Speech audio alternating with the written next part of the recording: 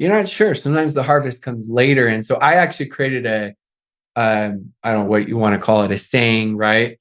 And I would say this over and over in my head. Compensation always catches up to skill set and effort, but it's almost always massively delayed. Welcome to MLM Nation, a podcast of leaders, by leaders, for leaders, hosted by Simon Chan. He's built a team of over 200,000 and is now a full-time MLM coach and trainer. So if you're ready to level up your business, join us now. Let's do this. MLM Nation, this is Simon Chan. I'm fired up to bring our special guest today. Yes, we have the one and only Rob Sperry again. Hey, Rob, are you ready to make it happen? I'm always ready with you, my man. Anyway, we last time we did this, Rob, was back in April.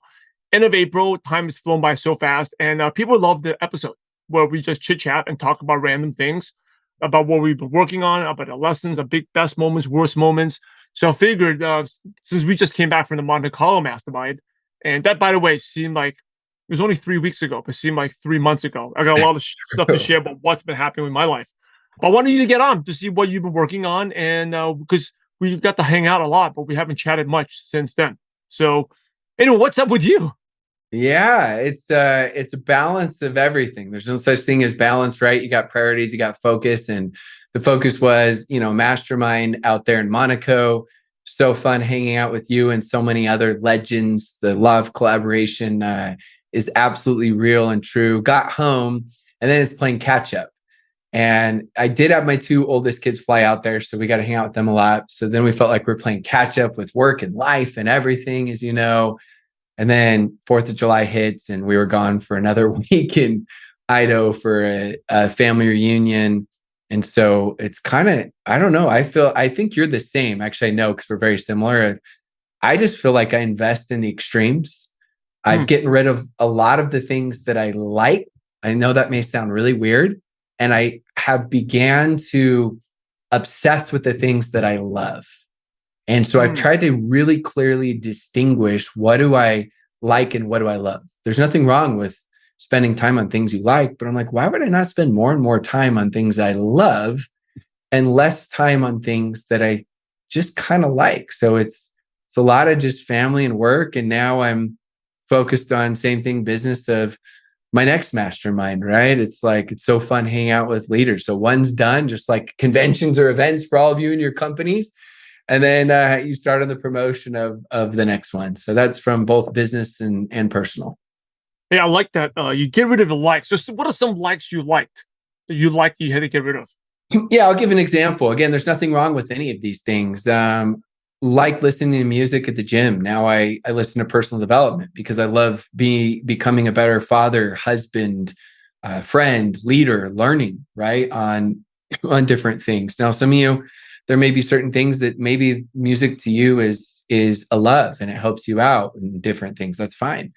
Another thing you could say is years ago, I would watch on Sundays probably 8 hours of just sports TV. And that was 8 hours. 8 hours. It was like, because you think an NFL game, I mean, is 3+ hours. So you're watching like two NFL games and an NBA game and stuff. And that was probably more like 13, 14 years ago. And then I just started thinking, you know what, like, unless I'm doing this because my family loves it, I want to find time to obsess with them and stuff. And so we don't have a TV in our main room. We've got a theater room. We watch a lot of movies together as families and shows and stuff, but I don't remember. And again, there's nothing wrong if that's your thing, but I don't watch any on Sundays unless I'm watching a movie with the family. Like, I mean, pretty much zero unless it gets to the playoffs. And also I don't even watch the whole game. I'll watch if it's the last like 2 minutes. And so I just divested in many of the things that I liked and started obsessing with things that I love. That was the first time I met your 2 older kids. I was impressed, like the way they carried themselves. Maybe I don't know if they were on super good behavior, you told them, but don't let them fool you. Come on, man. They're actors and actresses. No, they're incredible kids. Of course, they always have their things they need to work on, like everyone, but I'm very, very proud of who they are and who they're becoming for sure. it's fun. I feel like that's my greatest responsibility, and they make their own choices and decisions, and we as parents can only do our best, right, to help. And it's never good enough. I think once I have this thing figured out, that's when you become a grandpa and grandma. Getting back to Monte Carlo, what were like the two things that stood out to me, like the biggest wow? I know for me, it was when I went there, it was just the amount, it was very inspiring, the amount of wealth out there. Like, we're talking about like, and I live in an upper class neighborhood, but that was like the Uber class, right? Like, when I came back, I was telling my wife, like, a studio was like $700,000. I think I was looking at a 3-bedroom, where we were staying at the hotel, where the hotel was. 3 bedrooms, like 20 million euros for a 3-bedroom. And just put things in perspective. That was actually one of my things when I saw, because it was my first time there. What about you? What were the two things, it could have been from the mastermind itself or just being there, that stood out to you? Yeah, from the mastermind itself, it's always just the collaboration. I mean, content's next level when you allow everyone to give their best insights and that sort of thing. But I mean, even just different experiences during the mastermind, the connections that led to outside, like when we're all hanging out at the castle, the medieval village. Etsy. That was really cool.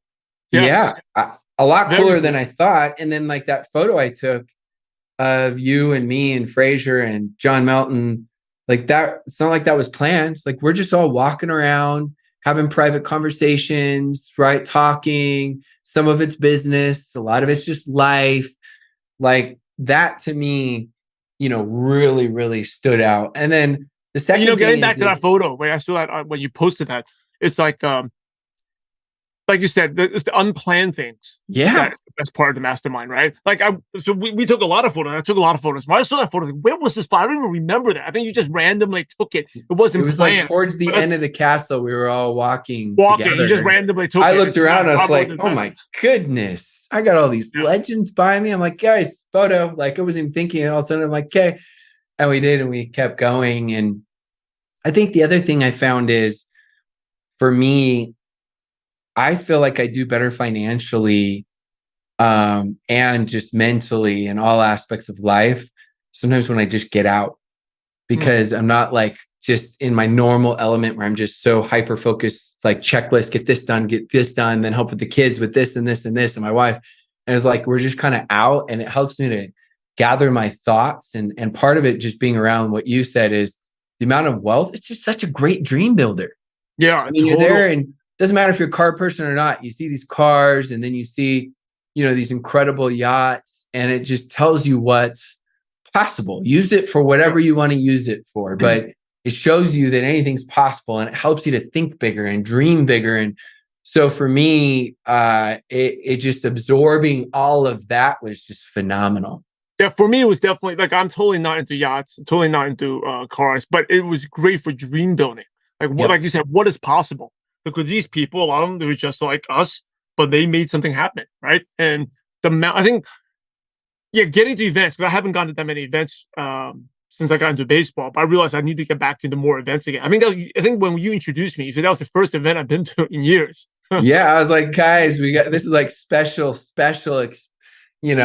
guest experience here, appearance, because it's been years. I mean, at least 3 years, if not 4. Yeah, it's definitely been, I've spoken at company events, but definitely been years since a mastermind. It definitely was very helpful to get out of because I think we all tend to be our own bubble, right? Yeah. It's like, we're in our comfort zone. Like you say, you're with your kids and your environment. But once you go out there, you're like, wow, it's like, it definitely gets you closer to the campfire.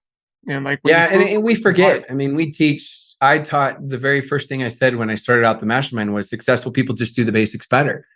Doesn't matter how advanced you are. Sometimes just receiving and absorbing the content information, being around, helps you gather your thoughts that can make this simple change that changes everything. And, I had, Travis, one of the top earners in the industry, and he's like, I don't remember the last time I was at one of these things. And he's like, wow, I didn't know I needed this. And we all do. It's all a reminder. I mean, for me, I may be the teacher, the coach, or the host, but I swear I learn the most. Every time I go there, I feel just re-energized and like, oh, wow, like I got to do this and this and this. So it's fun. Yeah, big shout out to Travis Flaherty, Travis and Summer.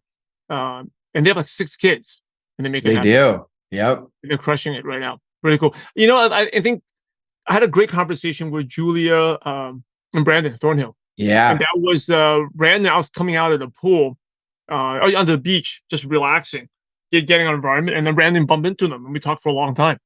And that's actually the cool part of Mastermind, just putting yourself with top leaders. Because the reality is, once you come home, I could text them, they may reply back. We're not going to have more than a 5-minute conversations, but because everyone's busy and they got their personal lives and stuff. And that's why these events are so good. Very good.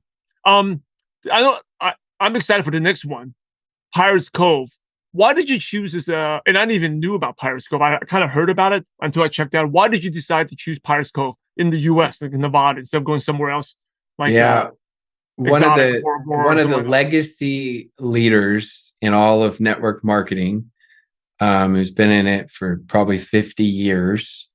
He started out with this place, building it, and it was about 10% of what it is now, and then added, and then started adding for his kids, but then it was his grandkids. And then he started making it more and more pirate themed, where he would get stuff sent to him all over the country. I mean, so many different celebrities have been there, and it's like their favorite place. And then he had the Treasure Island pirate ship. They were remodeling, and so they didn't need it. So he bought that, added that in there. So there's like a real, just massive ship. And it's one of those things, even when you watch the video, you're like, wow, this is the coolest place I've ever seen. Mm-hmm. When you go in there, the amount of attention that's paid, detailed attention to it, with even like the bridges, and you'll see like this little thing here and this whole set here. You can swim under like a cave, and you swim under it, and then all of a sudden there's this aquarium inside the cave, and stuff like that is just amazing. You have a fast water slide, a slow water slide. You've got hot tubs all over the place, multiple pools, ice cream cone machine, which the kids just absolutely, love. And so all the stuff, it was like, to me, such a dream builder. And I went to it 15 years ago, and it should become one of my favorite places. And so since then, I went again 3 years ago. I think I've been 6 or 7 times, and we did a mastermind there, and everyone loved it so much. They said, you know what? The cool part about masterminds like these that you may or may not have thought about is you're not at a hotel. It's like a mansion type house where you're all hanging out. So the mastermind continues even when it's not continuing, where you get to hang out with the Simon Chans of the world, right? And these other phenomenal type leaders, and they become friends, like legit friends. Like Simon's just talking about how he could text Brandon or Jules, and it's a different kind of text now if he reaches out to him, because they've made that connection. And so, you combine all of that, and I thought, you know what? We had such a great experience that this is the only place of all, I don't know, I've done 20 something masterminds, that I'm going back to the same location, because it was that good. Yeah. And I love the what would you call that? The official classroom sessions. There was, but I think the real values, of course, I learned a ton from AI, from Woody Woodward, a ton of stuff. But the real value is when you're hanging out. Like, I learned a lot of stuff from John Melton, even just from because his son got a baseball scholarship, just learning stuff about the whole baseball recruiting process for my son. We spent maybe 30 minutes talking about that. It's awesome. Ton of stuff, like the trip to the castle and the bus ride. So I'm excited for the Pirates Cove. Really. What are those dates again? October, right? Yeah, we'll be there October 2nd to the 5th. It's in Boulder, which is about 30 minutes outside of Vegas, next to Lake Mead. So it'll be the perfect time of year, perfect weather, not too hot, not too cold, and it's gonna be phenomenal. So if you're interested, you're gonna want to act fast, because we really just started promoting this, and so far every single one we've done is sold out. So we'll have a ton of fun hanging out and masterminding. Yeah, we'll put the link in the show notes page. So when I asked you what you've been up to, I think this will help a lot of listeners and viewers, is that you said that you did the mastermind and you had to catch up, and you went to Idaho, but you always are so good in getting things done. But I think you're even better than people give me a lot of credit. But I think you're way better than I am. I don't know about that, but messages right thank away. You. So how do you get stuff done? Like, you were in Idaho last week, and you're messaging me, and you get back to me right away. How do you get all the stuff happen, even when you got all the family stuff going on? Yeah. I mean, people call it a checklist. I call it a priority list. And so what I'll do is I'll have a list of however many things, the things that I don't even need to think about at all, that are just like later if I get through. I have a whole separate section for them. And the things I need to get done, I'll create the list. And what I'll do is number one is I'll go look at that list and make sure I organize what are the top 5 most important things that I need to do. And then I'll organize from 1 through 5 of what I need to get done. Some things are quicker, some things are longer, right? And the things that aren't going to be like quick, I make sure that, I'm scheduling all of that in. And so a lot of times it's just blocking, like, here's my priority time, and let's get done the most important things during these 2 hours or whatever it is you allocate to yourself. And I'll crank it out. And I feel like I get more done now working, 10 hours a week than I used to get done working 50 hours a week, because I'm so hyper focused. I was taught a quote by a mentor years and years ago, and he just said to me, put it on his desk, is what I'm doing right now making me the most amount of money? And it was a way for him to just maximize, what needed to be done. And so I look at that, but I also look at what needs to be done now, what should be done now. And I'll look at that in the morning, but also look at it at night and kind of just restructure, and then just look at my schedule and make sure I allocate when I'm doing what, just to make things happen. Because we got tight schedules with work, the business, and kids, and all of that good stuff. As we try to make things happen. And I'm excited. I want to ask you some questions as well, but I want to make sure I let you answer to that first.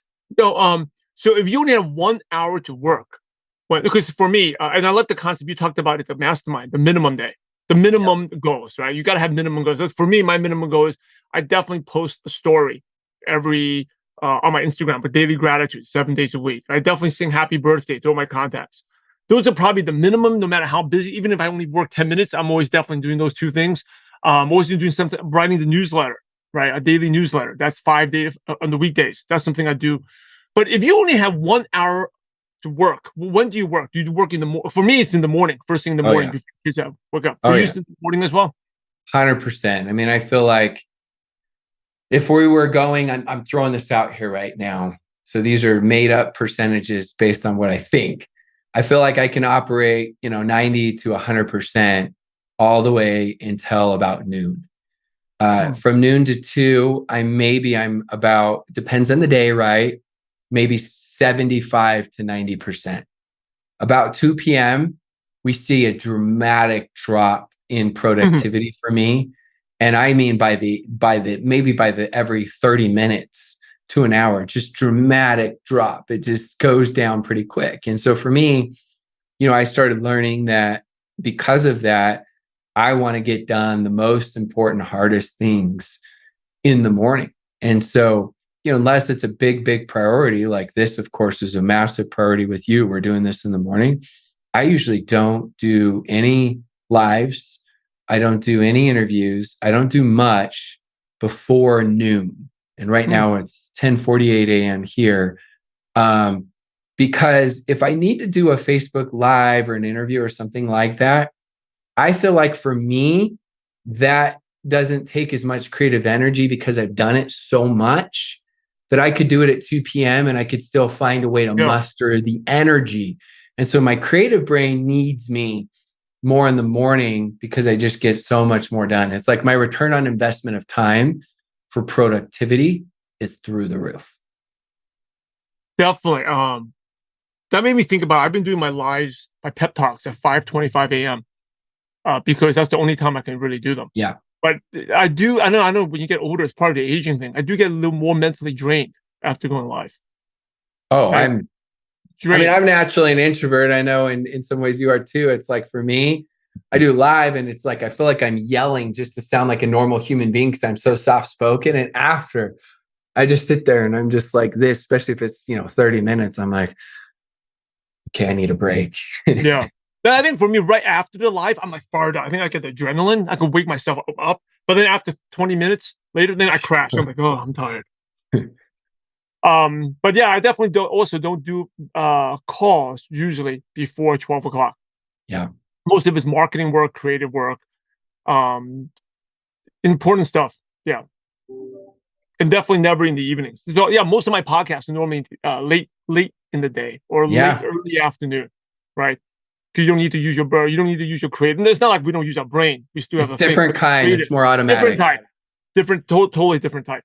I was going to ask you a lot of other things, but what do you? What were you going to ask me? Actually, before we do that, I want to ask you. This is the first time I always see that calendar behind you in the office, and you got to hop onto the YouTube channel to see this.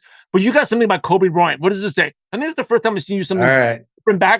So, Kobe Bryant is my favorite athlete of all time. It's the first time someone like celebrity type, when they died, I was just like, I don't like have highs or lows. Like I was bummed out for several days, like thinking the struggles he had, and then it felt like he had it figured out, right, with his family, and he could have spent time on business or coaching or whatever. He's like, no, I'm coaching my kids.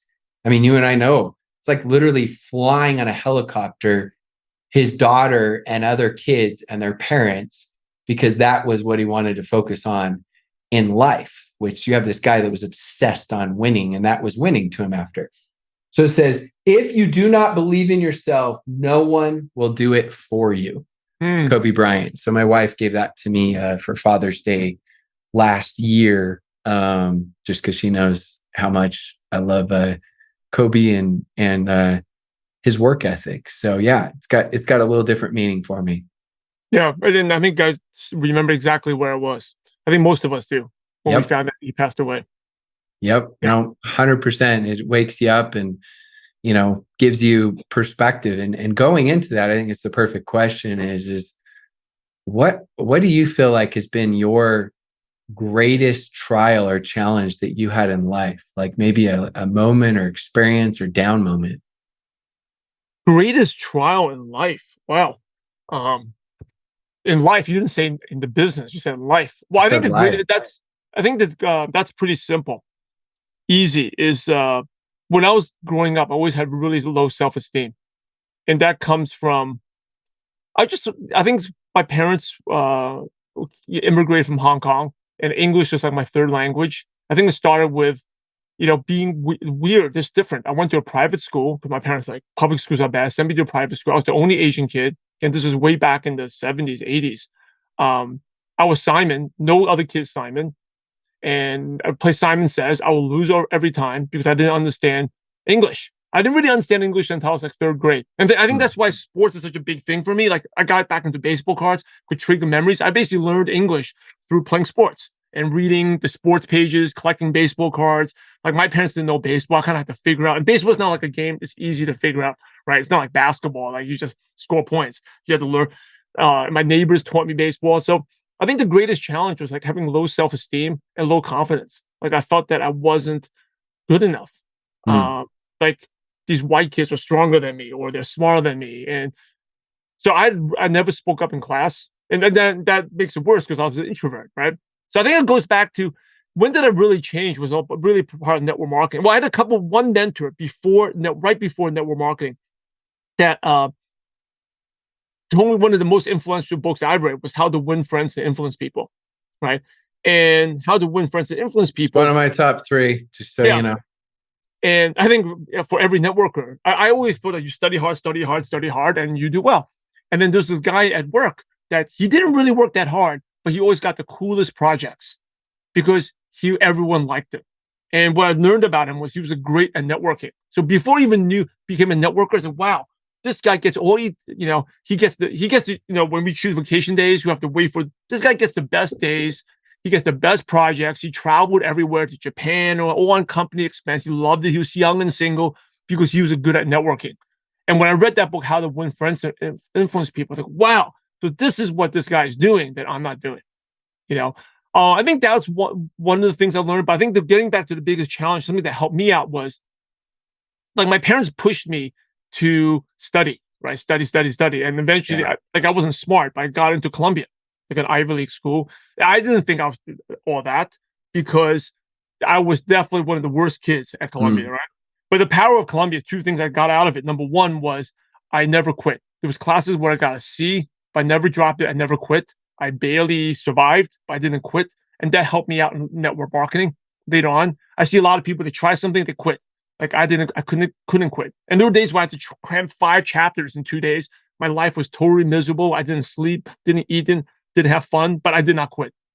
And the second thing was just the network, right? Like I have a friend that was 25 making $1 million a year. I just met a friend in Palo Alto. He's probably making $500,000, $1 million a year. He has a ski house and everything. So being part of that, I was like getting back to the mastermind, right? How important it is. I was always like the dumbest kid in my class, all my friends. And so, but I want to do it my way. I don't want to go to law. I don't want to work like 100 hours a week in finance. So when I finally found out about network marketing, I'm going to do this. My friends are making that money and I don't want to go into law school. I'm going to do it in network marketing. And like, so go, there's a long answer to your question. That's good. When I first went to, after graduated from Columbia, I wasn't like smart or anything, but people asked me, what school did you go to? I went to Columbia. Like, oh, I remember this one guy, my first week in the job. He thought I was so smart. I was like, wow, man, you got brains here. I'm like, oh man, no, I'm not. I was like, oh no, I was all right. But deep down, I'm like, no, you don't. Little do you know about my C's and my terrible grades at Columbia. I'm like the dumbest of all my friends, right? But I realized like I borrowed that confidence.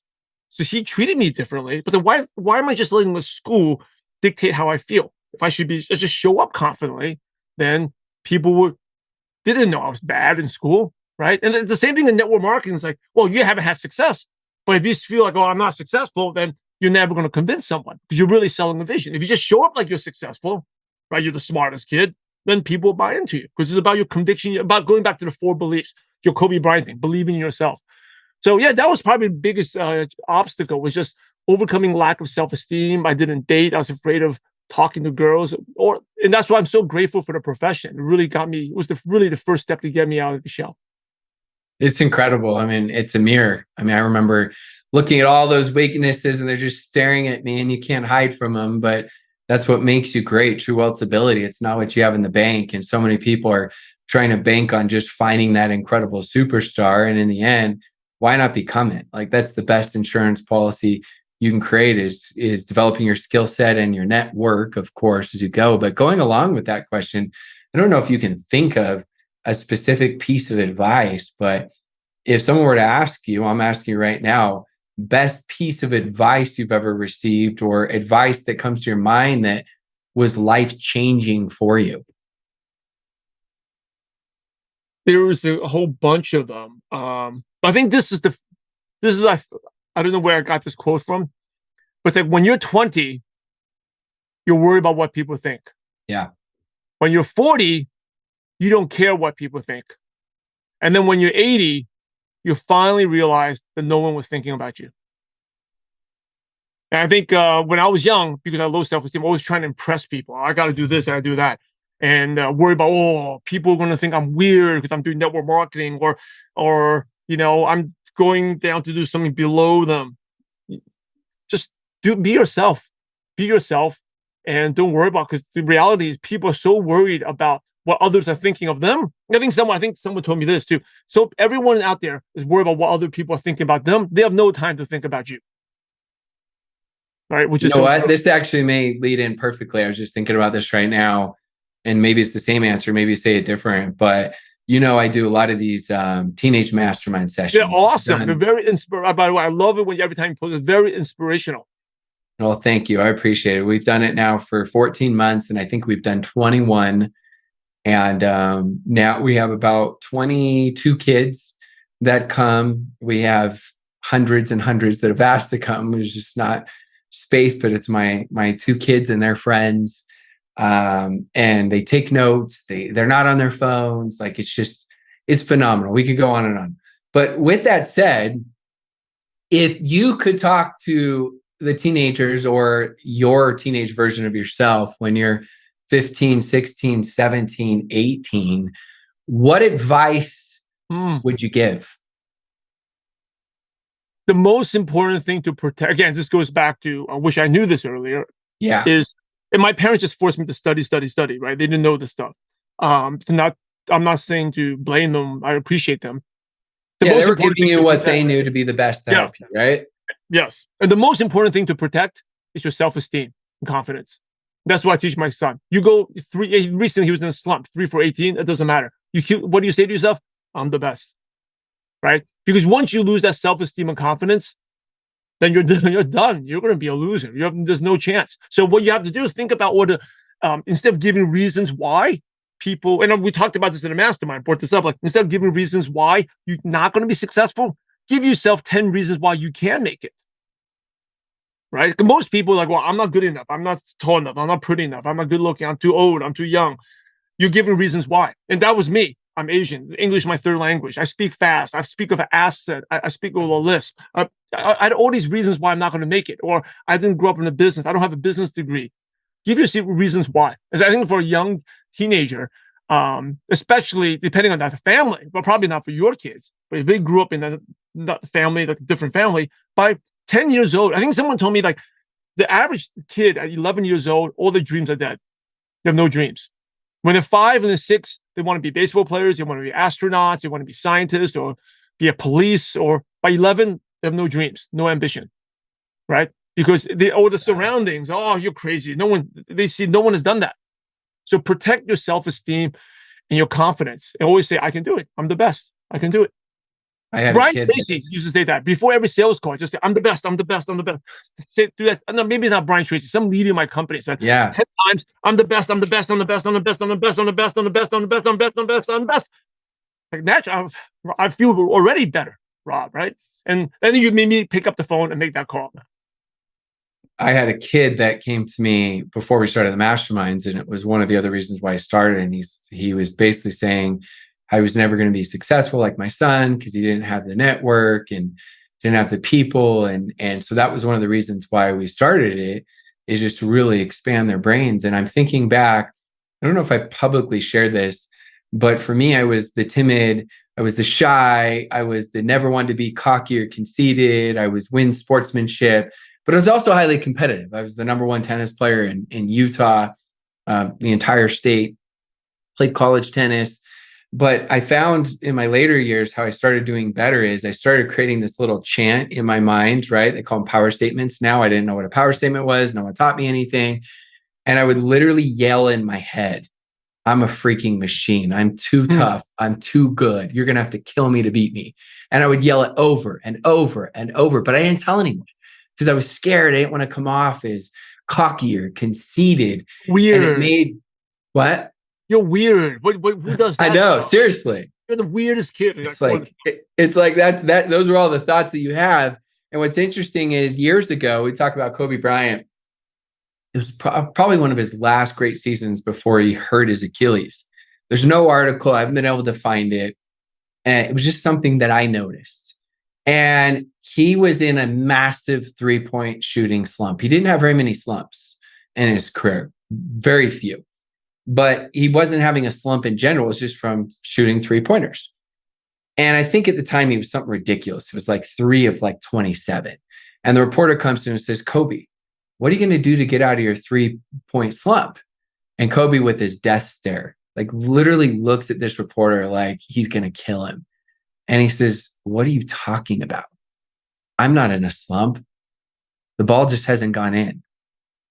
And I just still remember seeing that. Like, I didn't see any articles. There was nothing about it, but I was like, this dude's different. Yeah. Like, that's the reason why he doesn't have very many slumps, because what Simon just talked about, and here's me giving my interpretation of it. What are you buying? Are you buying the slump? Because if you're feeding that, it's going to become bigger and bigger and bigger, whether it's baseball, basketball, tennis, or network marketing. Or are you not buying the slump? Because I remember my first December, I got my butt kicked in network marketing. I started in August, December came, I got destroyed. Next December came and I started in November. Champions are made in the off season. I'm going to work. I'm going to crush it. I worked harder and I worked smarter. I got my butt kicked, but I refused to buy it. January, February, and March were the biggest months that I had ever had, and I never went below those after. So you just never know, right? It's like Jim Rohn when he talks about farming and the seeds and the harvest. You're not sure. Sometimes the harvest comes later. And so I actually created I don't know what you want to call it, a saying, right? And I would say this over and over in my head. Compensation always catches up to skill set and effort. but it's almost always massively delayed. I'm going to say that again. Compensation always catches up to skill set and effort, but it's almost always massively delayed. And so now when people said the test before the testimony, the struggle before the story, right? The mess before the message, that was my interpretation of that, because yeah, it does, but it doesn't always catch up in your time, right? It may take a lot longer. You may have thought you were going to crush your network marketing business in 2 years. It may take you 5 years, but so what? What else could you do 5 years from now? You don't have to. I'm not making guarantees or promises, but just a what if. You don't have to work, or you get to control your time, right? And financial freedom. So that's just kind of a side note that ties in perfectly with your question about Cove here. Yeah, I love that. You said compensation always catches up to skill and dedication.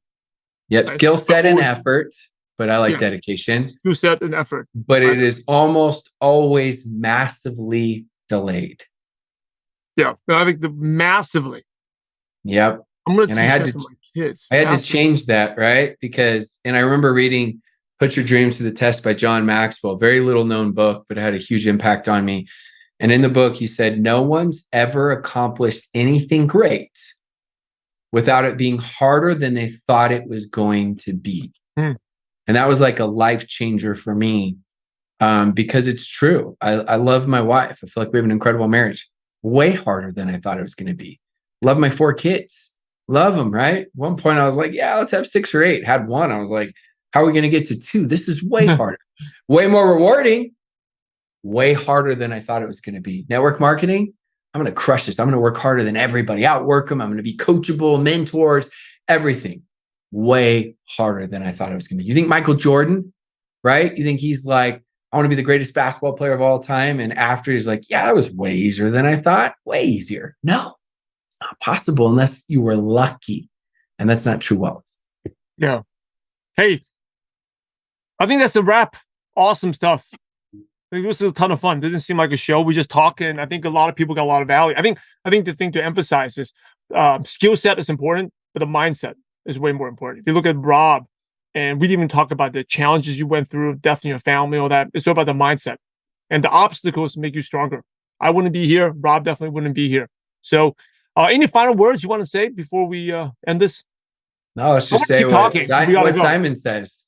Mindset will eat skills and systems for breakfast, right? Your ceiling is way too low until you increase your mindset. Doesn't matter how much you increase your skill set. You got to unlock that first. Otherwise, you're stuck. And I'll end with your quote: compensation always catches up to skill and dedication and effort, but always massively delayed. So keep working on that belief. And what slump? I love that. All right, everyone. God bless. Hey, make sure MLM Nation follow Rob and go check him out on Instagram, Facebook, anywhere else they should follow you. No, those are the main places. That's great. And you got your podcast too.